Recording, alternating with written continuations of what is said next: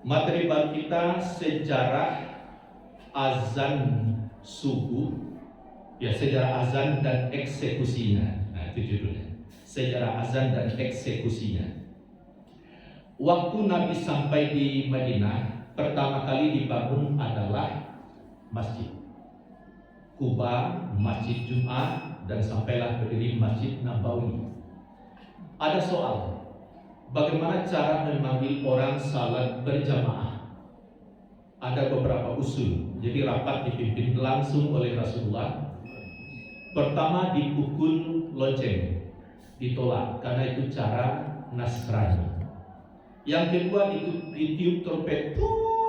Nah, kalau di kampung saya, trompet ini baru tahu setelah di Padang. Kata-kata trompet itu mana awam yang tahu dulu tuh kupui. Nah, ada kupui dan kapau. Di Yabu itu yang barat Jawa terangan. Akhirnya bahasa Indonesia-nya trompet. Ditiup trompet, ini juga ditolak karena itu cara Yahudi. Usulan berikutnya, dihidupkan api.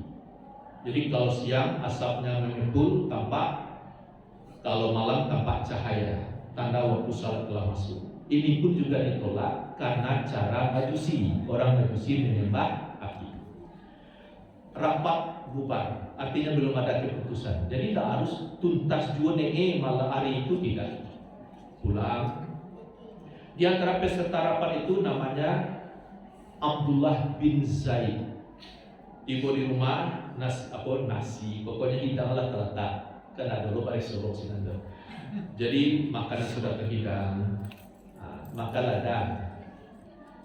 Udah lu bisa makan. Belum pernah aku lihat Nabi wajahnya seberat itu. Jadi dia terbawa perasaan. Diceritakanlah bagaimana rapat tadi hangatnya. Belum tuntas cara memanggil orang salat berjamaah. Istrinya paham, yang penting kewajiban sudah dijalankan. Nah, kalau nak makan jadi pasukan gitu. Lalu Abdullah bin Zaid ini dia berwudu, salat, berdoa, lalu tidur. Dalam tidurnya mimpinya sangat indah, menjadi amalan sampai sekarang, sampai barusan tadi. Dalam mimpi itu dia lihat seorang laki-laki bawa lonceng. Ditawar, "Pak, jual lonceng bapak ya." "Untuk apa?" "Untuk memanggil orang salat berjamaah." "Oh jangan, ada cara yang lebih baik." Nah, itu dialog dalam mimpi. "Apabila waktu salat masuk, kamu ucapkan Allahu Akbar, Allahu Akbar, Allahu Akbar, Allahu Akbar, asyhadu an la ilaha illallah 2 kali, asyhadu anna Muhammadar Rasulullah 2 kali, hayya 'alas shalah, hayya 'alal falah 2 kali, Allahu Akbar, la ilaha illallah." Seperti lafaz azan. Paham, dalam mimpi itu dipahami itu ya. Lanjut si bapak yang bawa lonceng tadi. Apabila salat hendak ditegakkan, akan dimulai lagi. Kamu ucapkan Allahu Akbar, Allahu Akbar. Nah, 2 kali ini kalau tadi kerempet. Asyhadu an la ilaha illallah sekali, asyhadu anna Muhammadar Rasulullah, hayya 'alas shalah, hayya 'alal falah. Tambahannya qad qamatis shalah, qad qamatis shalah. 2 kali. Allahu Akbar, Allahu Akbar, la ilaha illallah. Paham kalimat demi kalimat. Bangun dengan wajah berseri-seri. Itu namanya mimpi baik. Menghadap Rasulullah, "Ya Rasulullah, saya bermimpi." Diceritakan apa adanya, Nabi paham. "Kamu ajarkan kepada Bilal, minta dia menyerukan." Bilal mendengar pelajaran ini suka sekali karena dia kan penegak akidah. Kan ceritanya kan banyak tuh. Semua kita paham. Diikat kaki tangannya, dibit dadanya, dipukul-pukul dia supaya kembali kepada agama nenek moyang. Kan itu ceritanya dulu. Tapi dia berkata ahad, ahad, ahad. Di saat genting itu dia ditebus oleh Abu Bakar lalu dimerdekakan. Nah, Bilal mendapat pelajaran tadi, dia semangat. Lalu dia serukan Allahu Akbar, Allahu Akbar. Tentu nak saranca itu jauh dengan suara yang lantang, napas yang panjang, semangat yang tinggi. Jadi kalau ruangan tidak ber-AC itu keringatan seketika. Itu mana azan. Menggemalah di kota Madinah itu. Seumur hidupnya Nabi, seumur hidupnya orang yang di Madinah waktu itu, itulah seruan yang paling indah. Kalau dibaca Allahu Akbar, Allahu Akbar itu biasa saja, tapi dengan nada seruan azan itu menggema. Jadi azan pertama adalah oleh Bilal. Berlanjut, waktu penaklukan kota Mekah, umat Islam sudah ribuan. Di Mekah, orang Mekah tidak ada melakukan perlawanan, tidak ada pula pertumpahan darah. Seluruh patung-patung yang ada di di sekeliling Ka'bah disingkirkan. Bilal naik ke atas Ka'bah, dia azan, disaksikan sekian ribu orang, baik yang dari Madinah maupun penduduk Mekah. Begitu naik ke atas Ka'bah, di hati orang, mengapa mantan budak itu naik Ka'bah? Tapi tidak berani turun tidak berani ya, walaupun dia itu mantan budak. Sebab kalau berani turun itu disuruh turun, biasanya kalau malu sopan, kerakusan, tidak ada rasa malu, itu orang berani menyuruh turun. Nah, seperti yang terjadi tahun 98 dan sekarang turun aku lain cerita ya. Nah, jadi Bapak Ibu, jadi kalau tadi itu Bapak berani orang menyuruh orang nomor 1 turun. Saya masih ingat keterangan Prof. Samsir Raus. Hati-hati, dia tehnan kama info, tapi sebenarnya lebih baik kalau info itu dari bawah. Hati-hati kalau bocor di atas, tapi lebih gawat kalau bocornya dari bawah. Kalau dia bocor di tubuh 10 tabuannya tubuh 10 aman. Tapi kalau bocor dari bawah, bakal manggilnya. Nah, itulah maksudnya. Orang kalau bocor dari bawah, dulu saya masih ingat, Soeharto turun, seluruh daerah. Itu yang terjadi. Nah, kita berharap jangan pula lah itu terulang lagi. Tapi itu yang terjadi sekarang. Tapi itu lain masalahnya Bapak Ibu. Cuman tadi seorang budak, dia mulia, tak seorang pun yang menyuruh turun. Nah, begitu pula kalau Allah sudah muliakan, itu tidak ada kekuatan menyuruh dia turun. Lalu mengapa Bilal di atas Ka'bah azan dia Bapak Ibu? Azan dengan suara yang lantang, menggema. Akibatnya apa? Hitungan 1, 2, 3 hari orang berbondong-bondong masuk Islam. Sampailah di Mekah itu 100% beragama Islam. Jadi pengaruh azan sedemikian tinggi. Berlanjut, waktu Nabi selesai menunaikan ibadah haji, dalam hitungan beberapa minggu kemudian Rasulullah akan meninggal. Orang mengurus jenazah. Ada juga satu kelompok dari muhajirin berkumpul dari kaum Ansar, orang pribumi lah namanya, rapat. Masing-masing dengan tujuan yang baik. Nah, kalau dapat menggantikan awak kece orang Madinah, sebab Islam berkembang di negeri awak. Kalau tidak di negeri awak, begini. Kece orang Makkah, kalau dakwah mau Islam, kalau hari itu tidak Islam. Tapi tidak ada tujuan yang jelek, semuanya baik-baik. Tapi nuansa politiknya sangat tinggi waktu itu. Masuk waktu salat, Bilal tahu dengan tugasnya. Azanlah Bilal ini, lantang suaranya.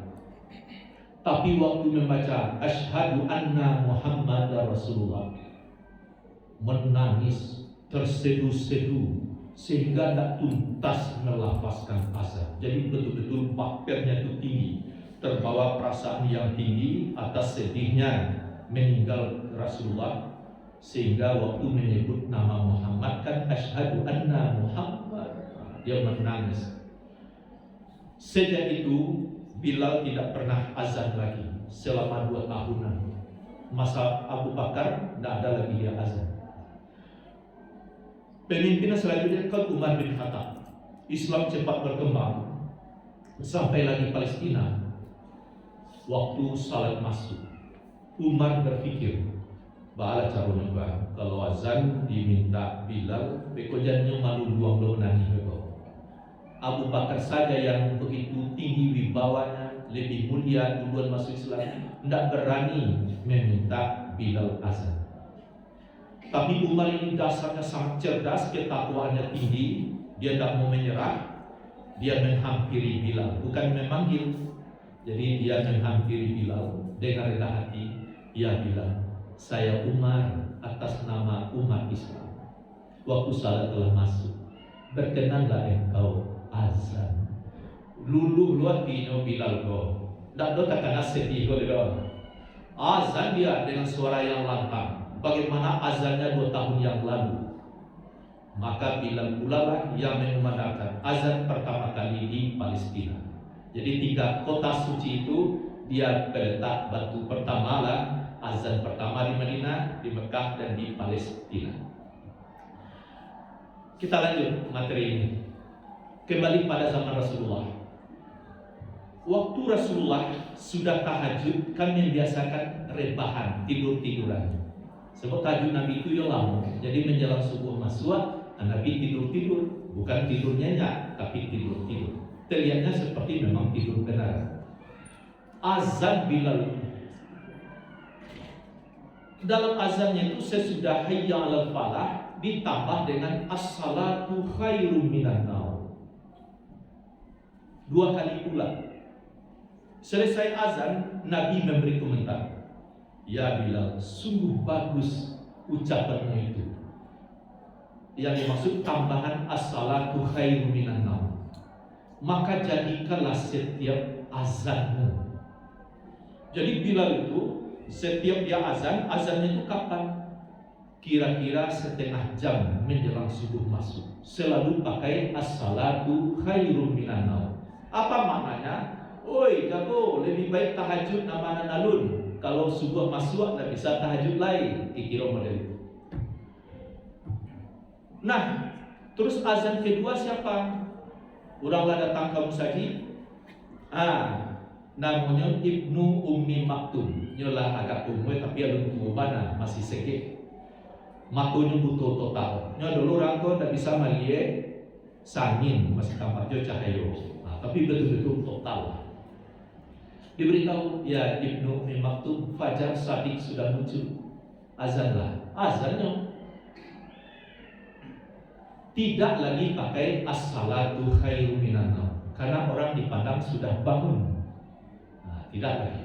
Begitu seterusnya. Setahunan orang sudah kenal bahwa azan itu pagi 2 kali, setahun lebih lah. Begitu puasa Allah wajibkan tahun kedua Hijriah, Nabi komentarnya apa? Kamu jangan terpengaruh azannya Bilal. Orang lah kenal dengan azan Bilal, orang lah tahu. Dengan sahurmu. Jangan sasak lo berarti kikir menentu. Sahurlah dengan tenang. Karena Bilal azan masih malam. Tapi awas, apabila kamu mendengar azannya Ibnu Ummi Maktum, ya berhentilah. Bukan pula stop saat itu. Misalnya makan sedang berlangsung, berusahalah untuk berhenti. Misalnya menyuruh nasi, lagi bodoh lo mulai. Jadi kaluan lo, walaupun orang lah azan, tetaplah diselesaikan dalam muliko. Telan elok, selesaikan pula minggu. Jangan rasa salah minum di nono gadangan, itu kacak dia lo, Pak. Tetaplah dengan tenang minum, lalu diakhiri. Kalau itu yang terjadi. Jadi pokoknya ada usaha untuk berhenti pada azan kedua. Ini pula yang diterangkan dalam Al-Quran. Wa kulu washrabu hatta yatabayyana lakumul khaytul abyadu minal khaytil aswadi minal fajr. Maka minumlah waktu bersahur. Tapi awas, hanya boleh hingga jelas bagimu beda benang putih atas benang hitam. Apa itu benang putih? Fajar. Jadi kalau fajar sudah masuk, membentang cahaya yang sangat indah, lebih indah pula dari suasana sunset dan sunrise, matahari terbit. Tapi awak di Padang tak akan pernah bisa melihat. Macamnya matahari terbit saya tak bisa. Sebab naik benar di Musadi ku agak 3 kali setinggi deh, kalau bisa aja mencari matahari terbit. Tinggi gunung Malampok. Jadi kalau mau melihat fajar itu kalau kita di Indonesia mungkin waktu sedang di pesawat itu bisa. Kalau lihat dulu nasib dia bisa mencari. Indah sekali. Kalau di Madinah bisa. Jadi apabila fajar sudah terbit, stop makan minum. Itulah dia imsak. Imsak itu azan dikumandangkan. Lanjut ayat. Summa atimus siyama ilal lail. Tadi kan fajar sudah terbit. Summa atimus siyama ilal lail. Sempurnakan puasamu begitu azan subuh, fajar sampai matahari terbenam, maghrib. Jadi kalau disederhanakan, puasa ialah, kan itulah hafalan saya SD dulu, puasa ialah menahan makan minum mulai terbit fajar sampai terbenam matahari. Lihat dong pelajaran awak, satu buku ada seorang guru. Puasa ialah menahan 10 menit menjelang fajar sampai terbenam matahari. Lihat dong. Nah, mengapa lembaran imsakiyah 10 menit menjelang fajar kok dibuat imsak? Nah, itu memang panjang diskusinya. Saya berjuang di bidang ini sejak tahun 2008, Bapak Ibu. Yaitu lain kali layak. Yang jelas kita mengembalikan pelajaran ini. Kalau Bapak Ibu lihat imsakiyah dari Masjid Taqwa Muhammadiyah, imsakiyah dari Universitas Muhammadiyah Sumatera Barat, itu tidak ada lagi kolom 10 menit menjelang fajar. Lalu apa? Subuh garis miring imsak, maghrib garis miring berbuka. Ayatnya jelas, sejarahnya jelas. Cuman 10 menit itu mestinya tidak imsak. Bolehlah lampu kuning atau peringatan, awas waktu tinggal 10 menit lagi. Cuman dia buat imsak itu di situ salah. Karena imsak artinya menahan atau puasa. Lah diajar wah saya kene mulai dari terbit fajar sampai terbenam matahari. Tapi imsakiyahnya 10 menit menjelang fajar. Jadi setelah saya diskusi cukup panjang lebar, sampailah kepada kesimpulan yang 10 menit menjelang fajar bawa di Indonesia, bukan kita menyalahkan negeri kita. Nah, terus Bapak Ibu, ayatnya sudah jelas. Terus apa lagi? Di Mekah dan Madinah sampai hari ini azan itu 2 kali. Ya Bapak Ibu ya, yang pagi itu Bapak Ibu menjadi saksi. Dalam kitab Indu oleh Imam Syafi'i, dikomentari oleh Profesor Asdi As-Siddiqi. Imam Syafi'i sangat menyukai pagi itu azan 2 kali. Mestinya di Indonesia, kalau memang umat Islam mengaku bermazhabkan Syafi'i atau Syafi'iyah, pengikut Imam Syafi'i, mestinya musala dan masjid di Indonesia pagi itu azan 2 kali. Mestinya, tapi kan belum. Terus Bapak Ibu silakan juga, saya ditakdirkan Allah menonton video Ustadz Khalid Basalamah, orang akan gagah, tebal apanya, ilmunya dalam. Kalau dia datang ke Padang, ke Masjid Raya Baselingki, orang takdir itu mana tinggi ilmunya. Saya ikuti videonya. Saya heran mengapa di Indonesia ini kok menjelang subuh ada yang putar selawatan, kan panjang loh selawat tuh. Terus mengapa pula putar kaset ngaji? Nah, dulu kan dia pada kaset kan, kini tentu jo HP, jo speaker spesial ngaji. Mengapa tidak dikumandangkan azan pertama? Yang bacalah panjang lebar. Saya senang dengan keterangan itu. Artinya kawan dari Salafi sebenarnya dia ingin azan subuh itu 2 kali. Lalu ada organisasi Islam yang besar juga Bapak Ibu di Bandung, namanya Persis. Kalau kita di Sumatera Barat ada Perti, ada Tarbiyah. Kalau secara nasional kan FU dan Muhammadiyah. Jadi di Persis itu saya simak juga sama, hendaklah azan pagi itu 2 kali. Terus terakhir, bagaimana di Muhammadiyah? Kiranya Bapak Ibu, tahun 56 ulama tarjih sudah membahas di Palembang pentingnya azan pagi itu 2 kali. Terus dibahas lagi di Garut tahun 76 bahwa azan 2 kali itu sangat penting. Lalu para jaraknya. Terus tahun 80 di Klaten, tahun 80 dibahas pula betapa pentingnya azan itu 2 kali. Tapi belum juga tuntas mana yang mengamalkan atau tidak, belum ada ketekasan. Terakhir Tahun 1989 Musyawarah Nasional Tarji atau Muktamar Tarji di Malang. Saya baru setahunan lah tiba di Padang, tapi mengikuti walaupun tidak hadir di Malang. Perkembangan itu saya ikuti. Kesimpulannya apa? Ada dua. Azan pagi itu 2 kali adalah masru' atau disyariatkan, memang diamalkan di zaman Nabi dan dijaga sampai seterusnya. Paling tidak Mekah Madinah itu jadi contoh. Kesimpulan kedua, azan pertama pakai tasbih. Tasbih itu apa? As-salatu khairun minan naum. Azan kedua itu tidak ada dikomentari. Mau dipakai as-salatu khairun minan naum ataupun tidak dipermasalahkan. Jadi boleh. Ternyata di Mekah Madinah sekarang yang kedua pakai as-salatu khairun minan naum. Apakah salah? Tidak. Kiranya ada juga pembahasan berikutnya. Kiranya sebuah tu aduh godaan untuk lalu. Baik anak muda, pengantin baru, bahkan kakek nenek sekalipun, kau dipatuhi sebuah tu ya Allah lalu melihat. Jadi maknanya lebih baik salat subuh daripada tidur, kira seperti itu. Jadi boleh dibaca kedua-duanya, tapi penegasan di Muhammadiyah yang pertama dibaca. Kalau dibaca juga yang kedua tidak ada disalahkan. Nah, Bapak Ibu yang berbahagia, saya sampaikan ini sebab kaji itu kan tidak untuk didengar saja, tapi ada jelas kajiannya, dasarnya, sejarahnya. Maka ini saya sebut harus ada eksekusinya. Jangan dimusyawarahkan, Bapak Ibu Musyawarah Jabal Nur, yuk kedua kali azan subuh, azan model itu. Tubaan lah disampaikan itu kok, cari dalil-dalilnya, nanti saya kirim sama Ustaz Buya Faisal, dalil-dalil tentang azan 2 kali. Videonya silahkan cari sendiri, sebenarnya itu bisa saja. Lah disosialisasikan, lah dia tahu misalnya Jumat jamaah tarawih sekali 2 kali, lalu besoknya diamalkan. Jadi kayono bayo kedua kali asanawa, bisa macam-macam penate. Oh tidak salah dulu alisaan mulai tidak jadi sunnah kakak.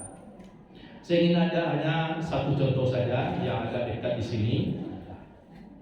Masjid Istiqlal yang kakek apa Pak ya di Ribu Kaluang, dia Ribu Kaluang tuh. Masjid Istiqlal. SMA 2. Yo, kironya kan itu masuk Ribu Kaluang.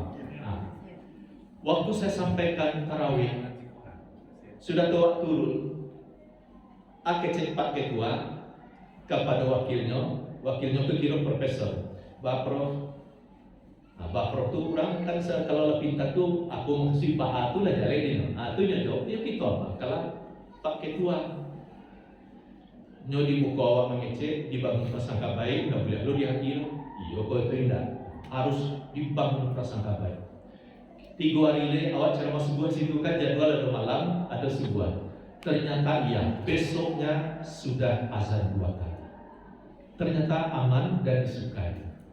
Kalau contoh-contoh di Kota Padang, kalau agak dikit Siko, Musaji, apa Pak? Flamboyan itu. Oh, Flamboyan juga sudah. Ada lagi di Siteba, Al-Qadar Jalan Teknologi itu Lalamo.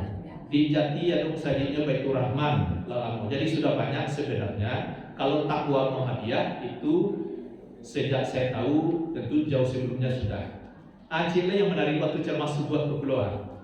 Angkat tangan ibu-ibu, salah seorang ibu di Masjid Nurul Uliya, Nawasabit tadi itu Masjid Nurul Uliya, ada ustadznya menganjurkan apa mau salat suruh. Jadi awak ceramah subuh masih agak awal bulan ini. Ustadz di Sikoko maksudnya Masjid Nurul Uliya itu tahun 70-an lah diamalkan azan 2 kali. Itu kenapa sekarang tidak sulit turunkan nyuruh? Artinya azan 2 kali itu sudah banyak yang mengamalkan. Ada yang di Kubah mengaku kami di Kubah dulu dah. Ada yang di Solo disebutkanlah nama keteknya. Mungkin Bapak Ibu juga punya pengalaman. Mungkin itu Bapak Ibu kajian kita pagi ini, mudah-mudahan bermanfaat. Ya silakan. Terima kasih atas kesempatan. Saya ingin bertanya, ini ada sholat qobla subuh atau rawatib qobla subuh. Ini sesudah azan pertama kita laksanakan atau sesudah azan kedua? Ya, mantap. Qabla subuh itu kan maksudnya sebelum subuh. Ya. Itulah dia salat sunat fajar. Lalu salat subuh kita ini itulah dia yang sebenarnya salat fajar. Cuman masyarakat kita memahami fajar dan subuh punya beda, padahal sama. Apa itu salat fajar? Terbit fajar dulu, azan dikumandangkan, lalu awak salat sunat. Itulah yang disebut salat sunat fajar. Awak orang Indonesia menyebutnya qabla subuh. Salat sunat sebelum subuh.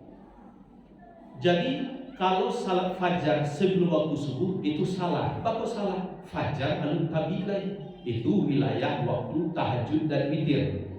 Jadi ya Pak jago 10 menit menjelang subuh Pak. Ke belakang dulu, berdua, lihat waktu 5 menit kok.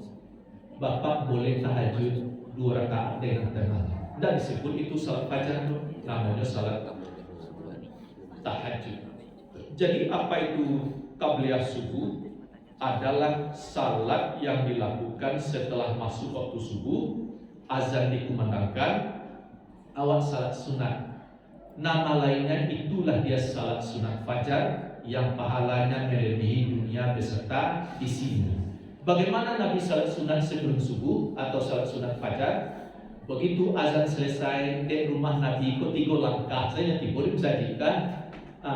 Nabi salat sunat fajarnya di rumah. Sesudah azan kedua, orang sangko pada mulanya Nabi nak salat di rumah. Batu, tidak lama sudah azan Nabi kedua, padahal Nabi salat.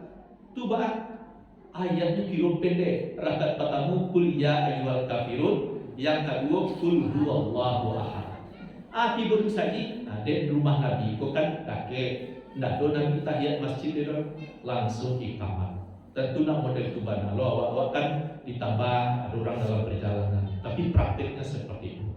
Nah setelah orang selesai salat sunat kan muazin iqamat ya, imam luruskan saf dan seterusnya, awak menyambut salat subuh. Tapi salat subuh itulah yang disebut salat fajar. Dasarnya apa?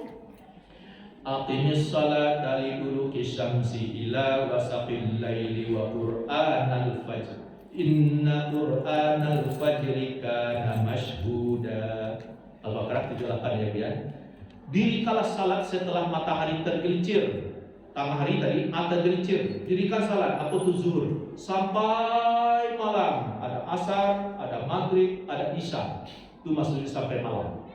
Kemudian dirikan pula salat subuh kalau terjemahannya. Sesungguhnya salat subuh disaksikan. Paduan atau subuh nado dalam ayat tadi Pak, yang ada fajri.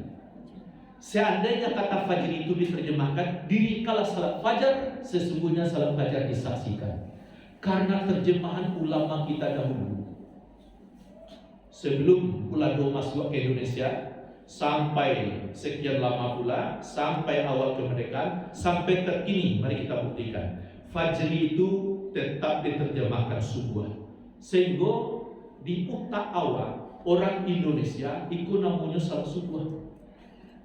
Kalau di Makkah Madinah nah, orang salat subuh. Salat kursinan salat fajar. Buktinya kalau Bapak Ibu haji umrah salat subuh ini misalnya, atau artinya orang Indonesia atau paling tidak orang Melayu lah sampai ke Patani, ke apa nama lainnya? Patani Thailand. Itu Thailand, Brunei, Malaysia, Singapura, Indonesia itu masih akrab dengan sebutan subuh. Tapi kalau untuk Arab, lihat jadwal salatnya ada subuh situ loh. Yang ada kok fajar, zuhur, asar, maghrib, isya. Baik yang digital maupun manual. Awal acaranya dulu di masjid antara hotel-hotel kan di Makkah itu kan ada dulu masjid imam. Atau Pak yang manualnya dalam papan merek jadwal salat. Itu yang tertulis apa? Fajar, zuhur, asar, maghrib, isya. Nggak ada subuh situ loh. Jadi apa itu salat fajar? Adalah salat subuh. Apa itu salat sunat fajar? Itulah dia salat sunat subuh. Di Running Tech, di TV, saya sebenarnya ada punya majalah bukan majalah, kalender Arab Saudi itu Bapak Ibu. Maaf, di antara Bapak Ibu yang menunaikan ibadah haji siapa besok? Mohon diperkenan angkat tangan.